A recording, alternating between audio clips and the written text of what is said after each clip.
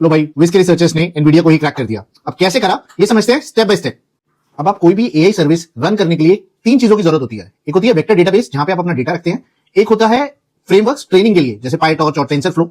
और तीसरी और मोस्ट इंपॉर्टेंट चीज है इन्फ्रेंस के लिए, जो सर्विस आप लामा या एनवीडिया की यूज करते हो। पर इन तीन सर्विसेज के बाद जो इंपॉर्टेंट चीज होती है, जो कॉमन होगी, वो है एनवीडिया का जीपीयू। अब ये कॉमन तो है एनवीडिया का जीपीयू सारी चीजों में, पर उसको क्रैक कैसे करें? तो रिसर्चर्स ने देखा कि एनवीडिया की गिटहब पेज पे कितनी रिपोजिटरी है, 583 रिपोजिटरी थी, जिसमें से इन्होंने चूज करी एनवीडिया की कंटेनर टूलकिट। अब ये कंटेनर टूलकिट है क्या? ये है container run time library developed by Nvidia, और ये एनेबल करती है आपके किसी भी लिनक्स कंटेनर को एनवीडिया के जीपीयू कम्युनिकेट करने के लिए।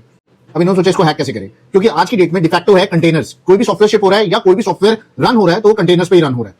तो इन्होंने कंपेयर करी एक एनवीडिया कंटेनर टूलकिट से डेवलप्ड कंटेनर इमेज और एक लिनक्स की नॉर्मल कंटेनर इमेज। अब दोनों में डिफरेंस क्या था? दोनों में डिफरेंस था माउंट पॉइंट्स का। अगर आप लिनक्स की कंटेनर इमेज देखोगे तो उसमें बहुत कम माउंट पॉइंट्स थे, मगर जो एनवीडिया कंटेनर टूलकिट से डेवलप करी हुई इमेज थी, इसके अंदर बहुत सारे अलग अलग माउंट पॉइंट्स थे। अब ये माउंट पॉइंट्स हैं क्या, ये बताता हूं। पहले माउंट पॉइंट्स होते हैं किसी भी कंटेनर इमेज से अगर आपको डेटा बाहर एक्सेस करना है फाइल सिस्टम में, या होस्ट के फाइल सिस्टम से डेटा ट्रांसफर करना है, तो एक माउंट पॉइंट क्रिएट होता है और उसका एक सिस्टम लिंक होता है।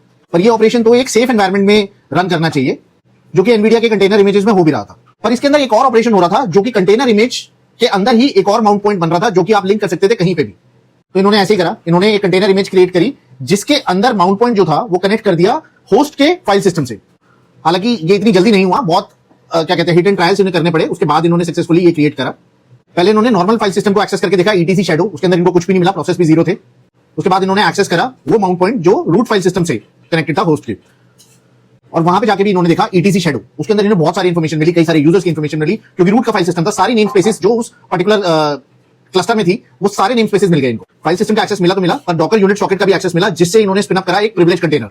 अब उस प्रिविलेज कंटेनर में इन्होंने कमांड रन करी psaux, और इनको सारी इंफॉर्मेशन मिल गई, कोड एग्जीक्यूशन मिल गया, फाइल सिस्टम का एक्सेस मिल गया। तो सोचो कैसी वल्नरेबिलिटी इन्होंने आइडेंटिफाई करी और एनवीडिया को क्रैक करा।